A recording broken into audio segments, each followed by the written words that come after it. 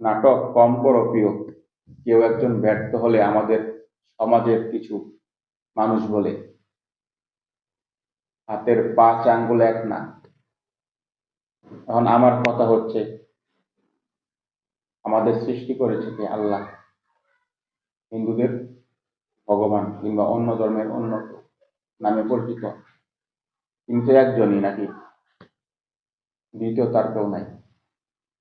হাতের পাঁচ আঙ্গুল এক হবে কিভাবে, বা বানাবেন কিভাবে? যদি হাতের পাঁচ আঙ্গুল এক হতো বা সমান হতো, তবে আপনি কি খেতে পারতেন? আপনি কি কাজ করতে পারতেন, নাকি অন্য কিছু করতে পারতেন? বুঝান তো দেখি, এই যুক্তি দেওয়ার কোনো মানে আছে? আন্তর্জাতিক মানে নাই। অন্য একটা যুক্তি দিতে পারতেন। এই আজাইরা যুক্তি দিয়ে ক্রেডিট নেওয়া ভালো না। ভালো একটা সুন্দর সুষ্ঠু কিংবা যৌক্তিক একটা যুক্তি দেন, মানুষ খাবে। এখনকার মানুষ আর খায় না, এখন দিন বদলাইছে। ধন্যবাদ।